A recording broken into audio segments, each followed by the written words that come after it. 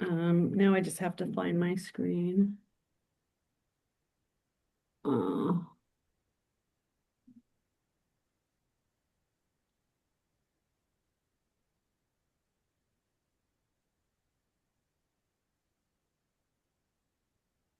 It's always in my way.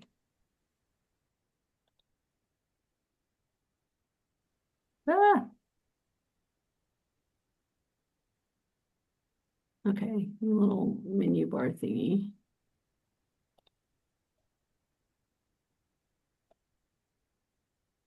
All right. We good? Do you guys see this little menu bar of mine or no? I don't know what you can see and what you can't see. Okay, let's get started. So, for those of you playing along this year, you're seeing just my PowerPoint, is that right? Yes. Okay, thank you. This is our second workshop in the club administration category. So purpose of talking about club administration items is just to review some of the administrative tasks that we need to deal with as nonprofit organizations. Sometimes we overlook these because they're not fun, like working on our programs, but maintaining the integrity of our clubs from a risk management and a regulatory standpoint are just as critical to our club success as our 4 pillars. So tonight we're going to be talking about event and risk management. All of our clubs hold events in one form or another, and this will help us take steps to minimize our risk and exposure during these events. So tonight we're going to talk about, these are our learning objectives for tonight. Identify common risks in club events. Understand your club's responsibility versus region or federation responsibility, how to apply a simple risk assessment checklist, know when waivers, insurance, or additional approvals are needed, what to do when something goes wrong. And as always, if you know me, we'll go through some scenarios that have a high probability of occurring, and in some cases have occurred in our clubs. So let's talk about what risk management is not, first of all. It is not about fear. It's about protecting people, protecting our assets, and ensuring that our work and service can continue. Good risk management lets us focus on serving women and girls with confidence. And some of the reasons you should care are as follows. Good risk management helps protect somebody's here, hold on. Helps protect our members, our volunteers, and our participants. It protects our club's finances and our club's reputation. It helps ensure insurance coverage is valid and sufficient, and it prevents one incident from affecting the entire organization. So let's talk about what risk is. Risk in this context that we're talking about tonight is anything that could cause harm, loss, or disruption. What risk looks like at a club level. Common activities that carry risk include fundraisers.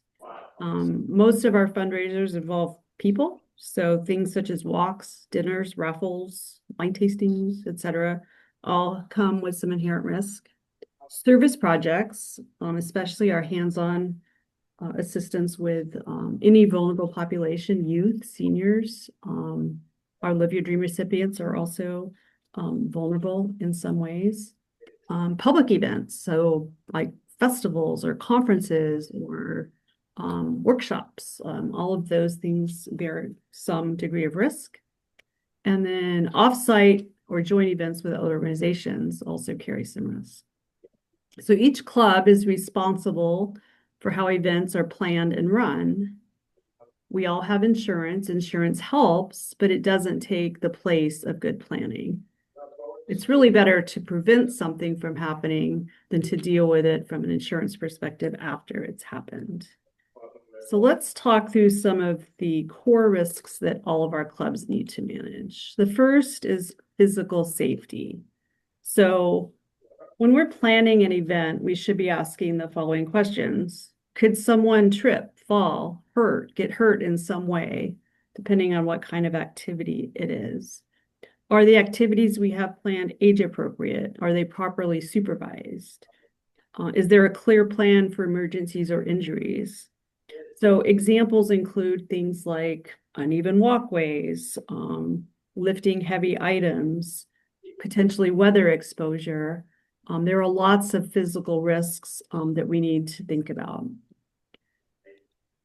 The second is financial and legal risk. So who's handling money and how? Do we have good processes around how we handle money? Are contracts reviewed and approved properly? Or are we inadvertently putting ourselves at risk by not properly reviewing the terms of a contract?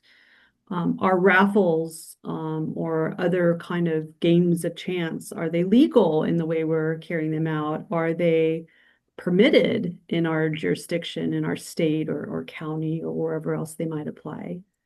So examples, we all handle cash, right? Cash handling, agreements with vendors or contractors, and raffle sales can come with some inherent risk of non-compliance. The third type of risk is reputational risk. So we should be asking these kind of questions. Does this event align with our SPR Optimist values and mission? Or could it be perceived as contrary to what we say we're about? And could something potentially be misunderstood by the public or media? And are any partnerships that we're entering into, are they properly vetted? Are they appropriate? Are we partnering with organizations that share our same values? So examples would be speakers or sponsors that we're inviting to participate in our events. Anytime we're serving alcohol, how we message our events, what kind of images and designs we use, all of those things can come into play and affect our reputation if we haven't thought them through. And then the fourth kind of risk is participant risk. So particularly with youth or other vulnerable populations that I mentioned earlier. So we should be asking ourselves, are minors involved? If so, are background checks, are permissions required? Is there supervision and is it clearly assigned? So we all know, I think we're pretty good about understanding the types of things we need to do when working with youth through our GMIT-BIA programs. But there are other areas where we need to be or have that same level of consideration that we've come to understand as a responsibility with a GMIT-BIA. So now we're going to go through some scenarios, and at someone's request, I'm going to actually pause right here so I can see everybody. And we're going to talk through 3 scenarios. I'm going to give you a scenario, and these are all very likely to happen in our clubs. And then we're going to talk about what went wrong, some discussion around what we could have done differently. Yeah, okay. So first one. Why you guys have your hands raised? Someone's talking in the background. Yeah, Yes. somebody needs to mute because there's a TV playing. Yeah, I do hear it too. That's better. Okay, scenario number 1. Just have fun with this, but let's be serious too. A fun run. Who's participated in a fun run? Was it fun? To me, it's torture. So here's the scenario.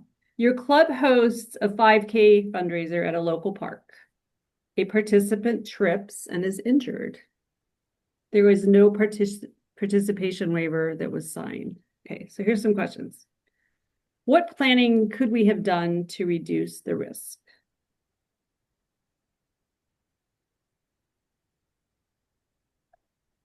Anyone? Tana? And I know in some of the events that I've hosted with other organizations, you always have to make sure that you have a clear traffic plan. Mm-hmm. So, your course needs to have certain safety factors already laid out, whether that's by,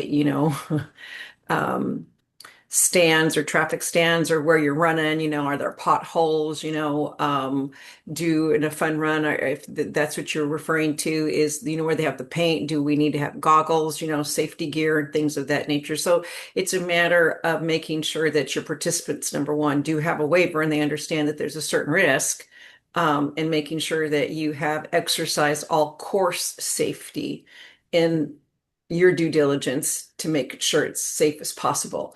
Making sure that you may need a paramedic on the course, so it depends on, what degree of, severity you would anticipate. Sure. Yeah. Yeah, you're right. So some basic things like, well, we should have a waiver acknowledging the risks. I mean, it's not going to absolve us of all responsibility, but at least when a participant signs a waiver, they're acknowledging that there could be some risk in the activity. Conducting a safety check, like walking the route, is it clearly marked?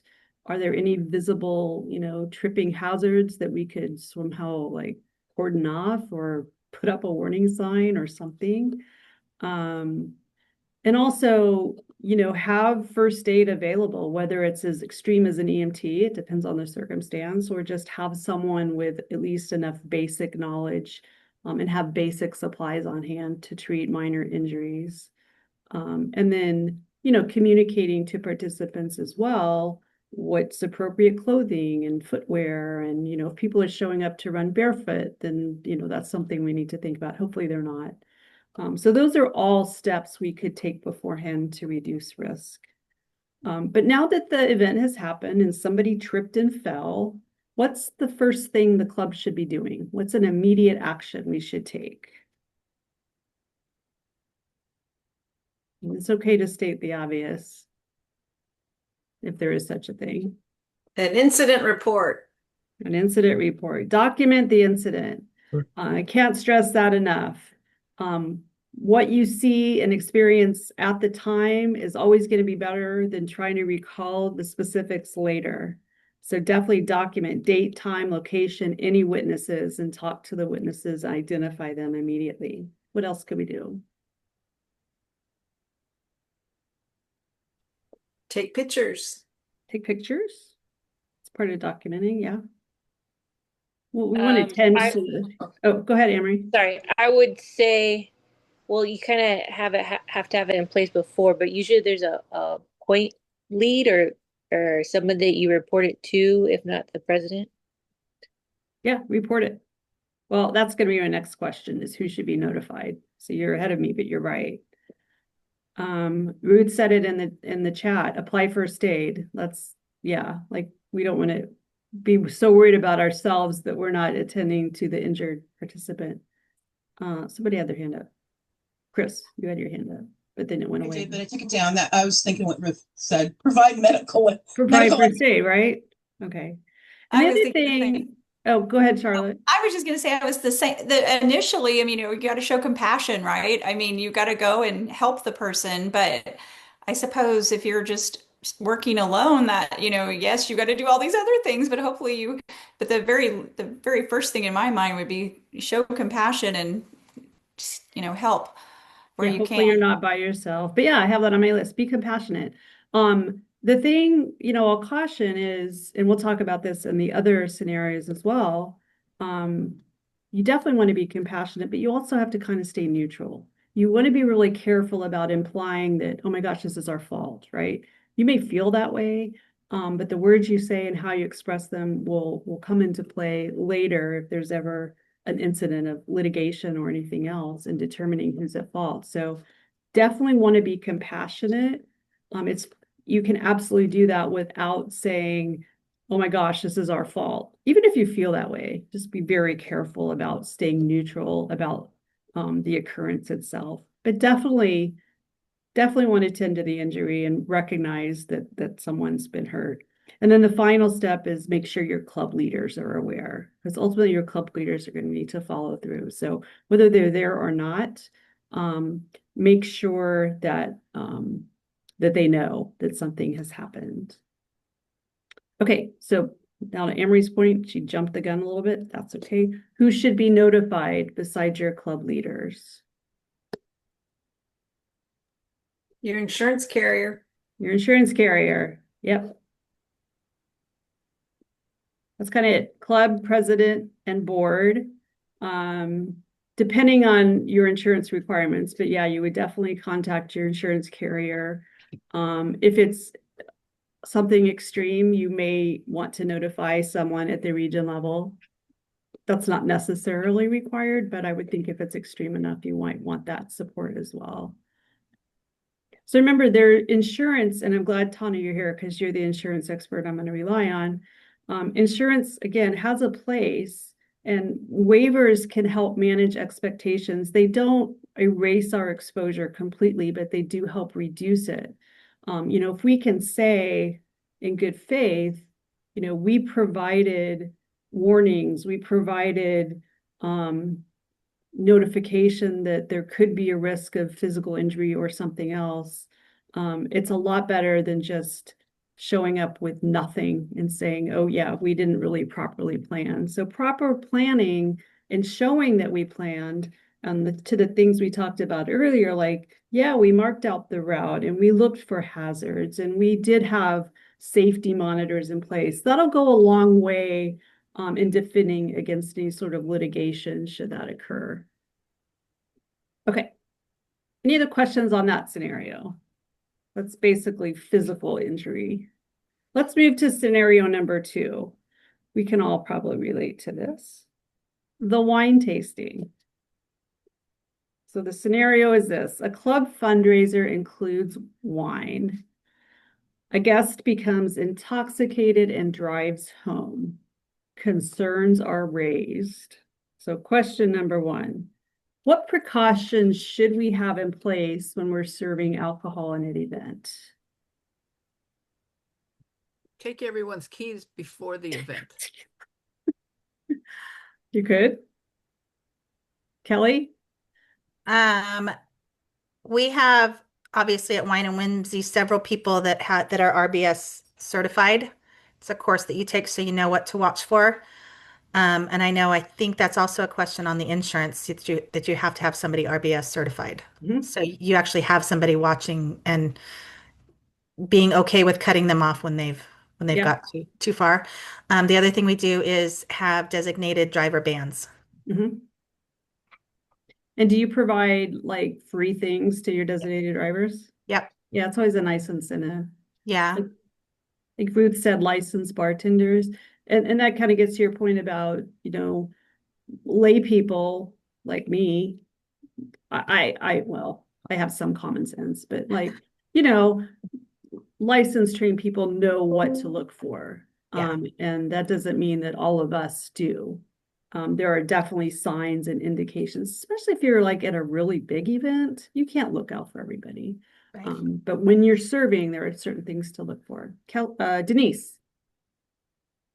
Yeah, I was wondering about the whole insurance thing. I'm a part of our quilt guild in our area, and our insurance company just changed its policy last year.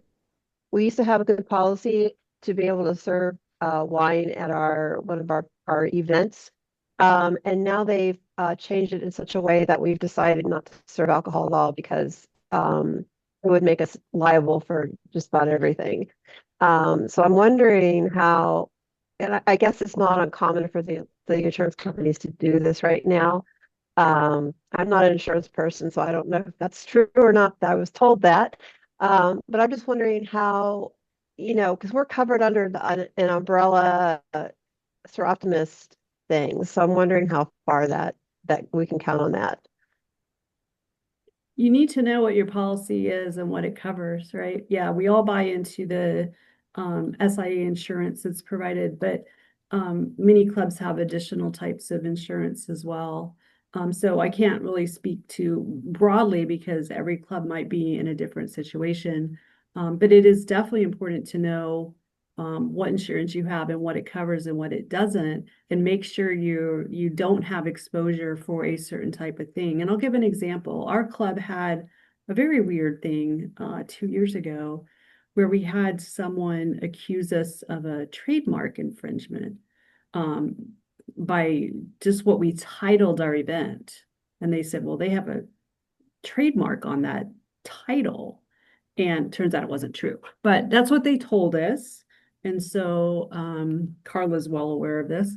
And Gail was involved in it. And so we did a lot of investigation about, would something like that be covered, and realized we thought we had a gap in the type of insurance we had.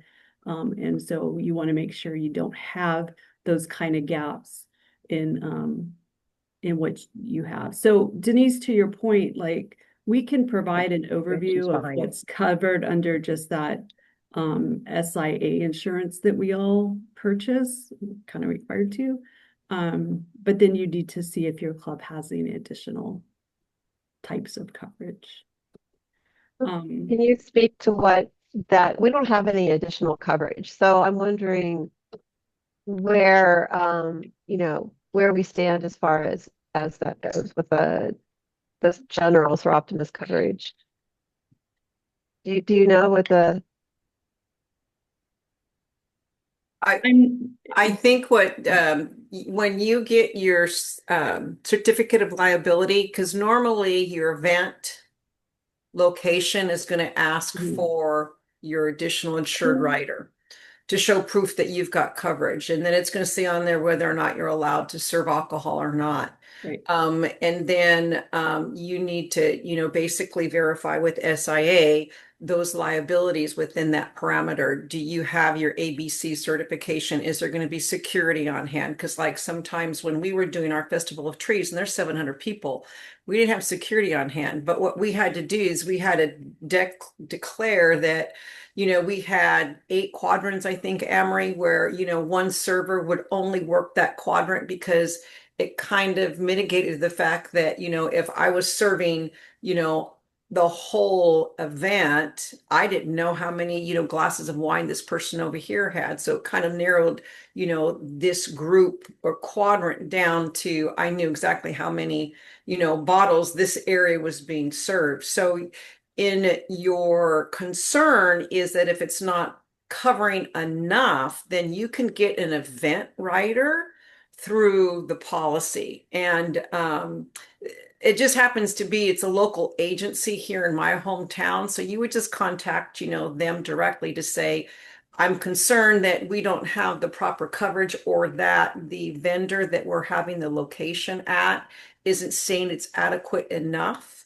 And we don't want to, have that liability. So what would the additional coverage be? And you'd be surprised. It might just be, a couple $100. And if, if it makes you, that kind of money, then it might be worth paying.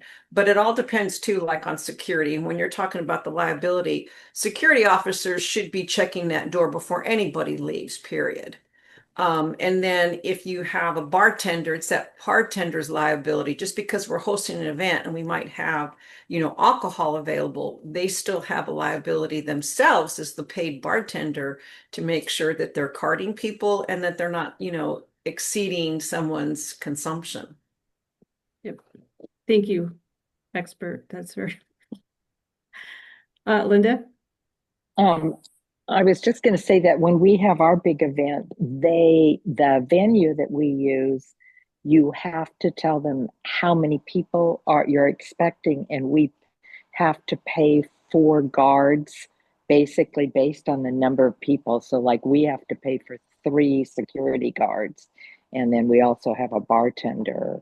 So I think that, is another way at least the places we've used, they put in place what the expectation is. Yeah. So what are they doing? They're being proactive in managing their own risk, right? And we need to do the same thing. So that's a good example of when venues or organizations are partnering where they're asking those sort of questions. They're doing exactly what we're talking about right now, which is managing their own risk. So I think we listed most of these, but I'm gonna just kind of read through some things we could have done.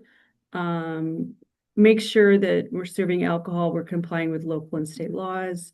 We mentioned using licensed servers, not having members, 10 bar or pour drinks,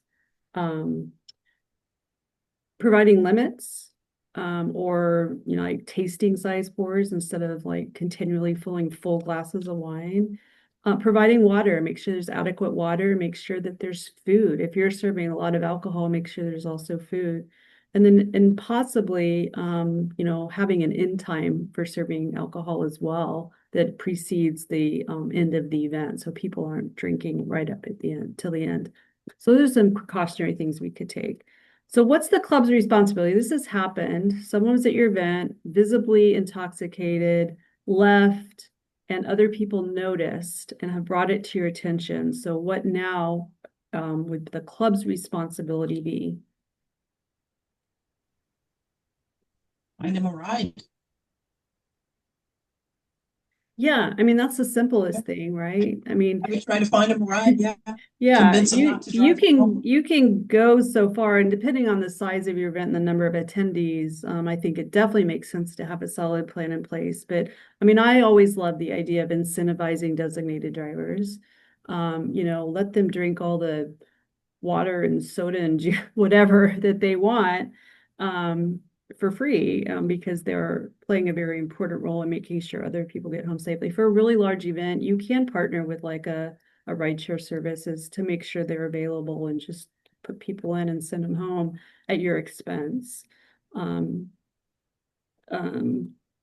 limits, like I mentioned, on making sure you're not over serving. And one that I feel very strongly about is setting the example. You know, if our club members working an event are also drinking a lot, you know, that sets a tone.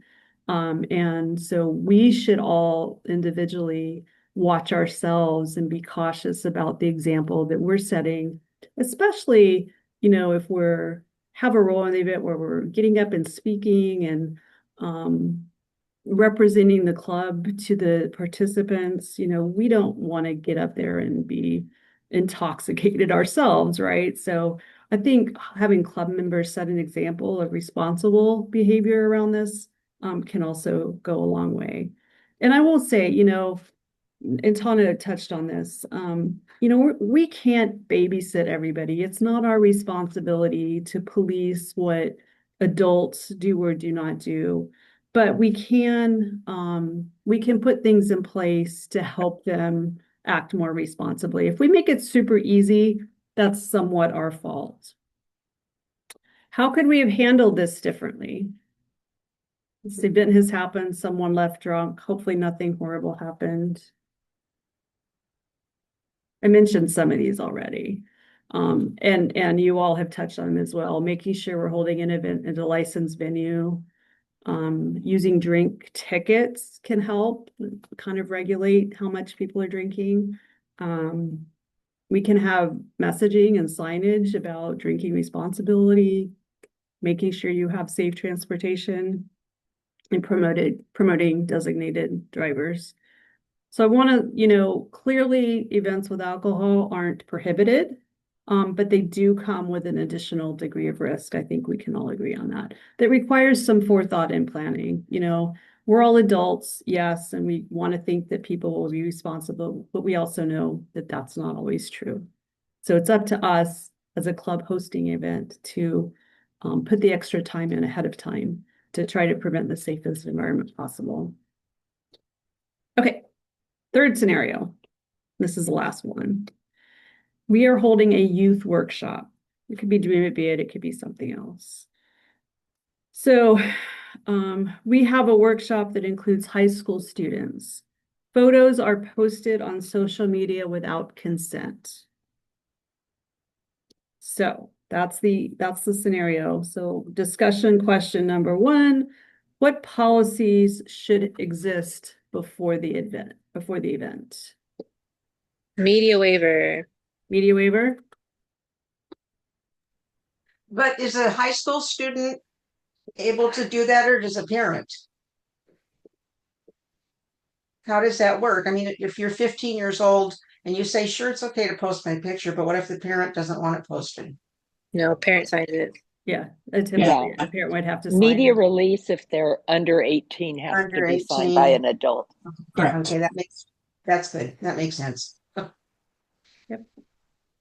Yeah, the kids posting kids. I mean, you don't have any control over kids posting pictures of themselves and their friends on social media.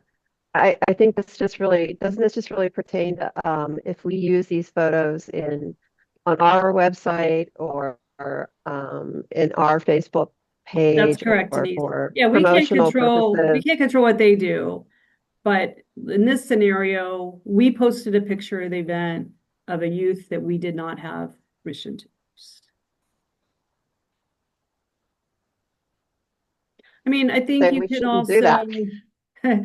um, it's also good at, like, we all have our phones out and we're all taking pictures all the time, right? But in an event like this, it's a good idea to agree ahead of time. You know, we may have an official photographer, we have a point person, and that person is trained to know what to look for. I know in some clubs, I know I've seen this in Clovis and I've seen it somewhere else, where we're giving name tags out or armbands that indicate this person has not signed a release or they have. So, you know, you're looking for that, oh, that person's in pink, I can't take their picture. Those are all steps we can take to kind of help prevent it. The other thing is just make it clear, like, who's going to be taking photos. If it's anybody and everybody, it's going to be a lot harder to manage, you know, who knows who signed a release and who hasn't. And some youth and some adults as well intentionally will not sign a waiver. They don't want their photos posted. And we need to be very mindful of that.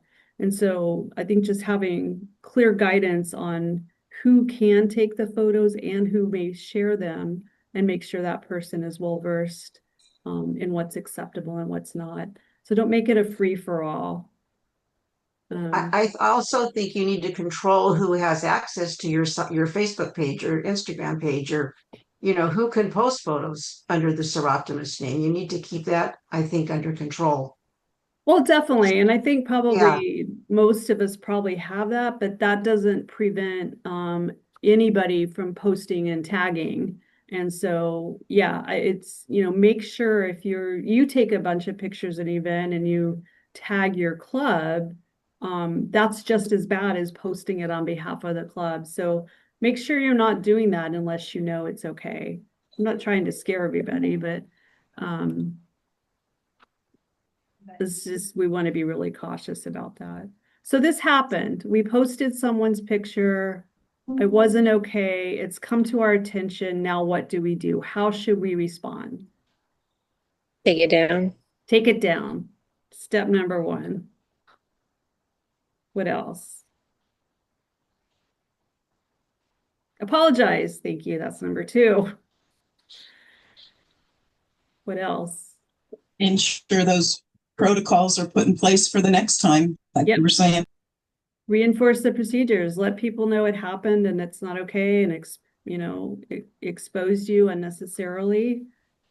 And back to the point I made before, after we apologize, like, again, we shouldn't defend or explain. It's a mistake, period. We posted a photo of a minor without a waiver. There is no defense or explanation. It just shouldn't have happened. So Ruth, you want to ask your question? Where does our liability end? What about a photo that may have been reposted by, can't see the whole thing. That's a good question, because SIA does sometimes repost.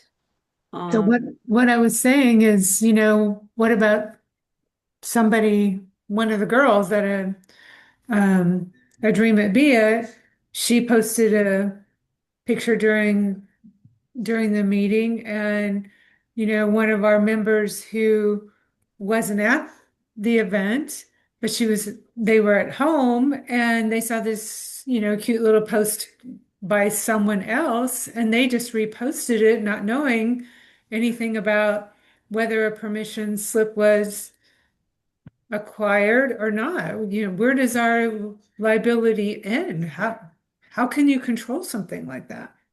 We can control what we do. We can't control what other people do, right? I mean, Chris, I don't know if you want to chime in on that as somebody who posts a lot, but yeah, I mean, we shouldn't just be, I don't think you can assume, well, this club posted this, so it must be okay, so I'll repost it at the region level, or SIA can repost it. I think we have to be really careful about making those kinds of assumptions. Linda? So I don't think this comes up very often, but we did have it happen. If you're working with girls that are in foster placement, sometimes the foster parents will go, oh yeah, it's fine, go ahead, take their picture, but they cannot say that. A judge actually has to sign off on saying yes, their picture can be posted. So just be kind of careful. We had a couple of foster parents that posted all the time, and when they, signed the media form and said, sure, it's fine, but it wasn't okay. So that's just something to kind of be aware of. That's good information. Thank you. Amory? I was just gonna add that it seems like you need to inform all your members, right? So a good time to do that is when you're going over the working with youth, which is a requirement that you have to do before you can volunteer with Dream It Be It. So that's a time to add in the piece about here are our guidelines and rules about sharing photos of these young kids. Yep. Denise? That's an issue that actually we discussed recently about the Live Your Dream Awards. One of the winners of our awards is she's Hispanic and she has a very Hispanic last name, and we're not, we're uncomfortable with putting her full name and her picture on our website. So what we're doing this year, because of obviously what's happening now, so what we're doing this year is we're asking our winners if they want their full name listed or if they want their first initial and last name. And we decided not to post any photos on our website this year for that reason. It's kind of a different thing, but it's the same idea. Yeah, there's this whole new element, right, of us unintentionally putting people at risk because of just what's happening in the world. So yeah, and I think, we know we have to have media releases for Live Your Dream. We know there's processes in place for Dream It Be It, and those are really good examples of the steps we should be taking consistently across all our events. So those are, I think we know fairly well kind of what the requirements are, especially around Dream It Be It. And we need to make sure we're taking those same precautions with other types of events. And it's not just because, headquarters is telling us we have to. It's because we know, inherently ourselves that those are good precautions that we should always be taking. Amory? Or you just still have your hand up? I'm sorry, that lower my hand, sorry. You didn't have anything brilliant else to add? Okay. I think we already talked about how can this be prevented in the future. We talked about making sure we're collecting waivers and releases, visible identifiers, reminding members not to post photos, and just being acutely aware that youth-related activities are always going to be extremely sensitive, even when our intentions are good. Extra care is always warranted. So any questions on those? Any other kind of scenarios you might want to talk about? Terry? Thank you, Judi. So Beth mentioned it in the little chat that the school district posting for the Dibby. So we are going to have our first partnership with a school district. So is it something like they probably have media forms someplace? So can Seroptimus just be added to their media form? I mean, what was your solution, Beth? Linda's also shaking her head.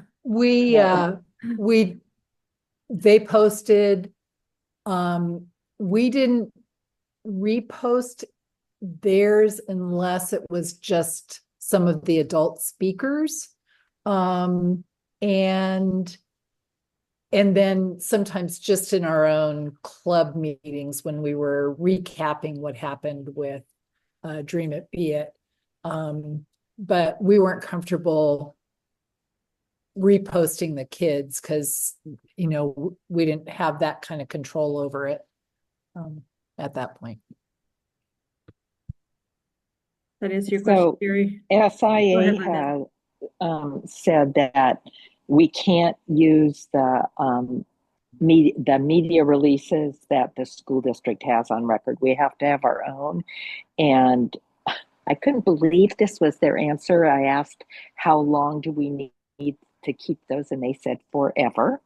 And so just being sure that you have like a digital file or something in, you know, a drive with a password or something, you need to keep those media releases. Thank you. Tana? Just to kind of go back to your fun run, and somebody had mentioned something about medical attention, and I think you need to use some caution on that, because if you know, and I don't know how any of us would ever, you know, start CPR. I know we don't carry paddles with us. Sometimes it's just best to secure the area and call 911, especially if you don't, you know, have an EMT, you know, on site. It's just something that you don't want to make worse either. And it's a real uneasy ground when it comes to somebody does need medical attention. Sure, they have a sprain, get an ice pack, that kind of thing. But, you know, if it's anything severe, you don't want to move them, you don't want to touch them, you know, you gotta use some common sense there.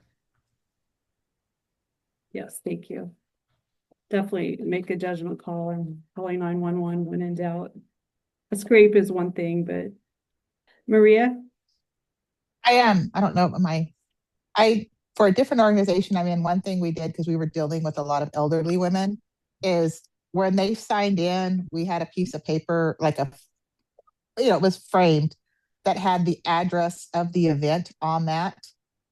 Because a lot of times people are attending these events and they don't know the address where they're at. So you could dial 911, but you don't know, you know, the building. So that's always good to have the address somewhere. And then we also put for the media release on there that we would be doing lives, that if for whatever reason they didn't want that, they let us know, and we put a highlight on their name tag that only we knew what it meant. So the person doing the lives, if they saw somebody with that, they would know not to keep them in the lives. But the address for the location, you should have that somewhere. It's important. That's a good suggestion, yeah. Denise, you asked about the Good Samaritan law, which there is. Like, you know, if you make a valiant attempt to save one's life and you're not a qualified professional, but no help is, you know, imminent and on the way, yeah, I mean, you're not just going to leave somebody laying on the ground that's, you know, having a heart attack or something while you wait for 911. But like, you know, and you can always ask, you know, is there a nurse around, a doctor, a medical professional of any type? Well, you call 911. So it's judgment call. Okay. Any other questions on this? Okay, so I'm just going to move into kind of what are some practical tools that we can use to help plan. Who considers themselves a planner?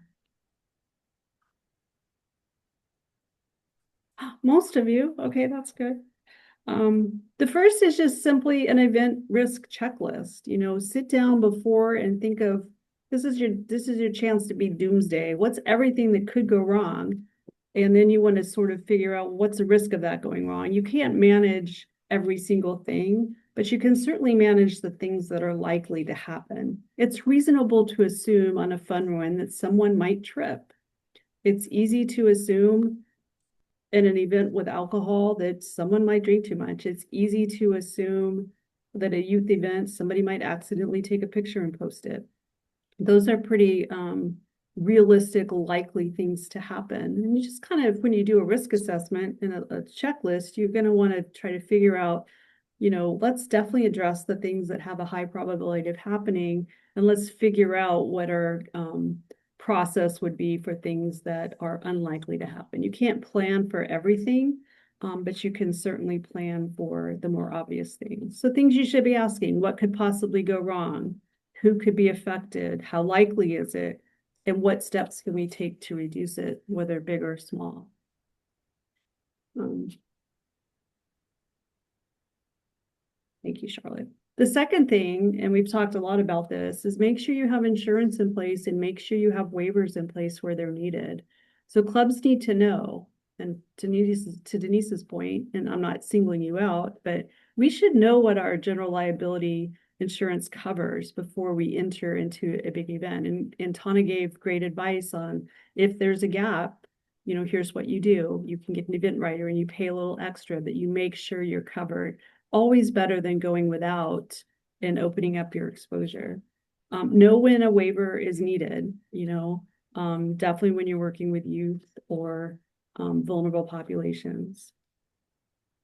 And understand when events might require specific sort of licensing or certification. So for things like who can serve alcohol, not just pour it, but even like serve it to participants.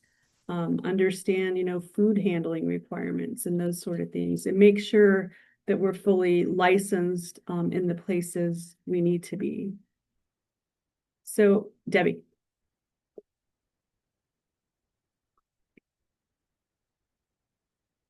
You're on mute. I know when I was doing event planning and working, we had to, at every large event, the first thing we did was tell people where the exits were, what to do in an emergency, along with where the bathrooms were, because that was important. But we always, you know, we made sure they had all the information they need in case there was an earthquake or a whatever, you know, a fire or something. And I don't know that we do that at our events. I think we probably should. Definitely something to think about.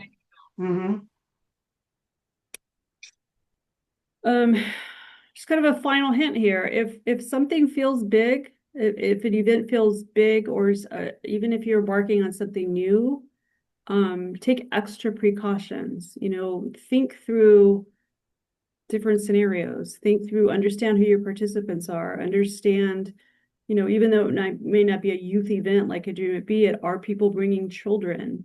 There's just lots of things to think about. So I would take every event needs forethought and planning and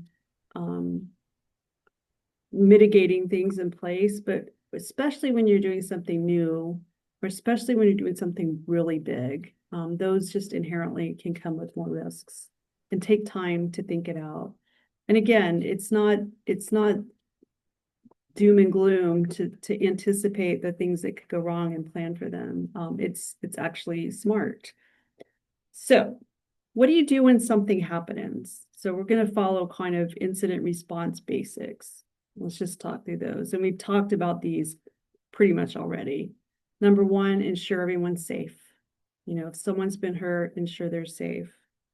Number two, document at the time. I can't emphasize that enough. You may choose in your club to kind of have a standard sort of incident response form, and you may not have that, and you may just need to kind of write things down as you go. But the more you can document real time and the more comprehensive it is, the better off you're going to be if there's a claim or a litigation later. Make sure your club leaders know. If you as a club member at an event and see something happen, don't just try to fix it yourself. I mean, you can fix it, you can ensure safety, but make sure your club leaders know, because ultimately our club leaders are kind of bearing the responsibility too. And make sure you're following either region guidance or federation guidance on what to report. Any significant event, you want to escalate that above your club level as well. And again, I said this before too, don't admit fault, even if you are at fault, and don't speculate publicly about what could have happened or how it could have been prevented. Save those conversations for your club as you debrief and kind of revisit how you could have prevented something from happening. Doing that in front of other people is going to just expose you even more and make your risk even greater. So again, I'm just going to kind of wrap up, but Remember the following: every event has risk. No event is free from risk, some more than others, but mostly these are manageable. If you are embarking on something that doesn't feel manageable, then you need to question whether you have the resources to do that event. If you can't manage the risk, you probably shouldn't be doing it. But in most cases, for the types of things that we do in our clubs, it's manageable. It just requires some thought. Thoughtful planning protects people, it protects us, it protects our reputation, it protects our mission. So nothing wrong with taking time ahead to plan stuff. And if we do things right and nothing goes wrong, yay for us, it's not a waste of time. When in doubt, if you think there's a possibility of something happening, talk about it before the event. Don't talk about it after. Don't wait till an event has happened. Now, some obscure thing could happen that you didn't think about. That's always the case. But make sure you're debriefing and talking about those things afterwards and when you're planning for your next event. And be consistent. Consistent practices build confidence and credibility. And remember, as you're planning events and our event chair people change, our committees change, we have new people working on things.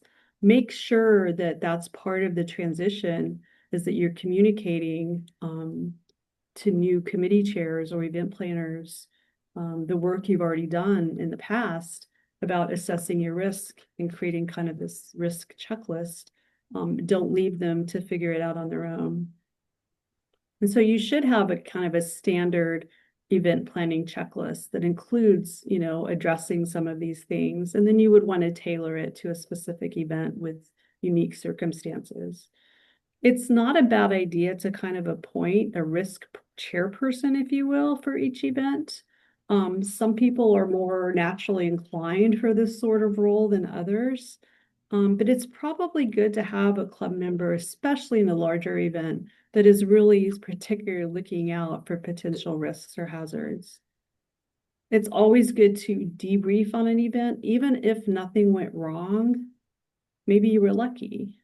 Maybe you had everything in place that you needed to, but it's never a bad idea, especially with a large event, to kind of look back and say, did we have some exposure that we didn't have that we should have had in place, something in place, or was there an obvious risk? And because you had steps in place, you mitigated that risk. It's always good to debrief. And I would encourage you to, maybe just look at something you've done recently and go back and think, did I do all these steps or not? And it's okay if you didn't, because all you can do is act going forward for what you've learned tonight.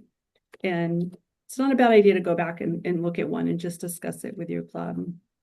And again, make sure you're transitioning and sharing this knowledge as you move forward, as you're sharing events or procedures and processes with future club members that will be taking on the event. Don't leave them to figure it out on their own.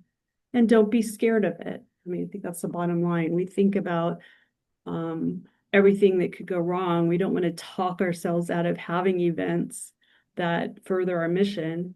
We just need to make sure that we're being responsible in how we approach them, especially when we're having large number of people or particularly vulnerable people that we're responsible for. That's all I have. So any other comments or questions or thoughts you want to share with each other? Amory? I have a quick question. Has anybody ever had to experience the fire marshal coming out? Because we have a contract with our event for Festival of Trees where they added this new stipulation when we were at the fair that if the fire marshal comes out, it could be like a $5,000 fee and it would be on us to pay it. So does anybody have experience with a fire marshal? Were they checking for how many people were in the building, or? It was very vague. And I remember a conversation before where they said, yeah, they could come out for any reason. It could be at random. So not somebody reported it, they just showed up. Yeah. I've been at events, not a Seroptimus event, but another large festival that we were involved with that had like health department come to the event and check for Yeah. the permits and things like that. But I don't think I've ever heard the fire marshal showing unless they thought it was just going to be exceeding capacity. Yeah. Maria? When we had my dad's birthday party, we had that same clause with the hall. And basically, if it was security thought we were over the numbers, and security had to call the fire marshal. Okay. So if they were just showing up for a random inspection, say the venue came up for inspection while you were there, that would be an inspection charge to the venue. But if the security called and said they're at 250 people and they're only contracted for 200, then that would trigger that. Fine. So any other inspection would be permit related, but. And it wasn't a local fire, it was state that would come out. And so that's why the fee would be $5,000. Yeah, if security calls, probably. Maybe. The Fairgrounds Amory is a state ran park, so that's probably why the state would come out. More likely. Okay. Good question. Great question. And just to piggyback off of your statement, Governor Judi, in regards to your apology, you got to be careful in that too, because apologizing is an admission of guilt. Yeah. Most venues will have like who's ever the chairman have the contact number for the venue. I've been at something where we had a lady fell and the venue person handled it. So our group was able to step back and just let the venue handle it. So anything that was said, anything that was done, we were there to make sure she was okay, but the venue handled it all. So it's a good idea to have your venue contact on speed dial when you're having an event. Yeah, that's a good suggestion. Because that is often a question. You know, I've been at events where someone tripped in the parking lot. And so it's like, is it the event risk? Is it our liability? Is it their liability? And, you know, we're not all experts in this. We all have different things we're expert and educated in, and we can't expect to all be experts. So knowing who is also important, you know, knowing who to ask. Anything else? Well, thank you all. It's been a great discussion. I've enjoyed working on it, and it's just kind of a reminder that we can't take anything for granted, right? There's always a place to plan and discuss and think through things. And we often get so focused on, you know, the decorations and, you know, who's bringing what and all that stuff that it's really easy to forget. This kind of seems like not the most exciting part of planning things, but equally important and can absolutely destroy us if we're not careful. So just being mindful of it is half the battle for sure. So please share it with your clubs and feel free if you have any questions to reach out. I have a question. Yes. Do any of the clubs have it? You know, kind of a template for this risk planner thing that they would be willing to share?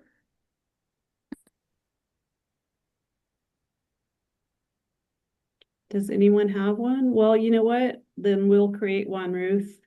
Okay, that'd be great. It sounds like a good plan.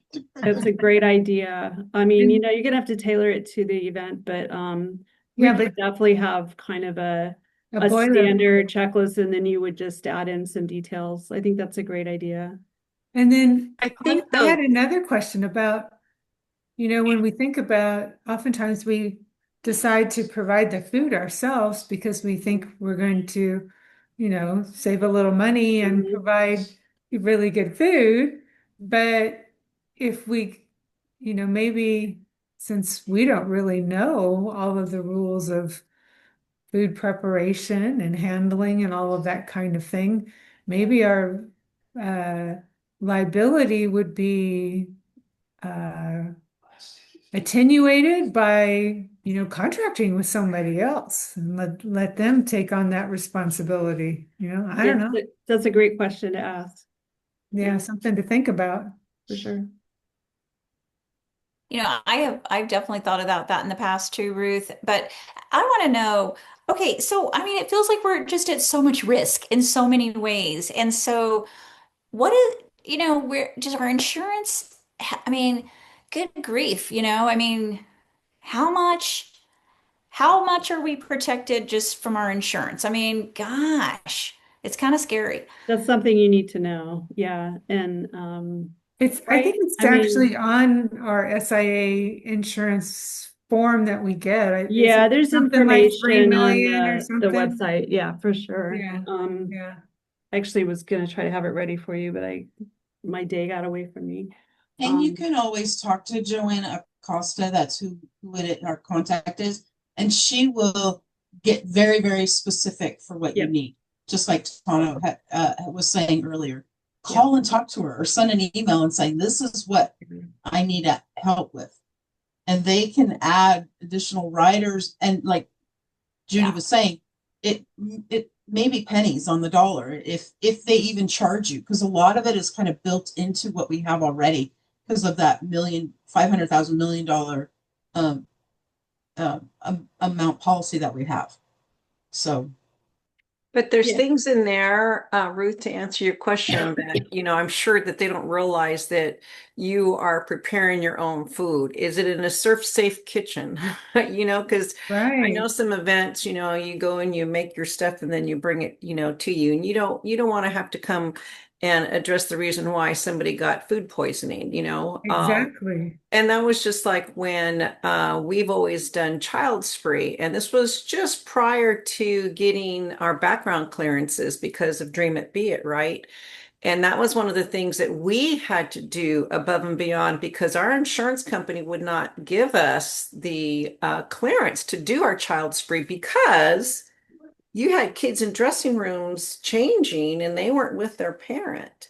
So we had to devise a plan that said, no, we went through all of this, security through Megan's Law. We were doing that first above and, beyond what Seroptimus was requiring us to do. So we said that, we had backgrounds on all these people as far as their clearance to be around youth, number one. Number two, we had, barricaded dressing rooms. Not even a chaperone was allowed to go in there, so the child could come out, so we had to, map out what it is that we were doing that day. So it was finally, sitting down with Pacific Ag and the agent to say, no, this is, okay, then we'll go ahead and release it.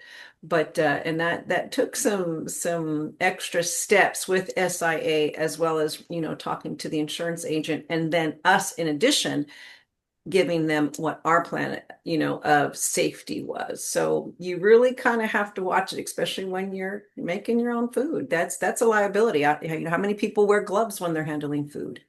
Especially when COVID hit. I mean, that's where you start seeing, screens or sneeze guards now on, buffets. Are buffets still a popular thing anymore? No. Why? Because of COVID, because of food handling. So there's big liabilities, and you're absolutely right. We have a vicarious responsibility to ensure safety. And that always has laid upon us in any event that you have. Even if you're off having a Super Bowl party at your home, next Sunday. Yeah. And you're right, Charlotte. I mean, it is a huge world of risk, right? And we live in a litigious society for sure. And it's sad that that's where we need to put our efforts, but we do have a responsibility, especially to protect our mission and protect our participants. All right, well, if that's it, I will leave you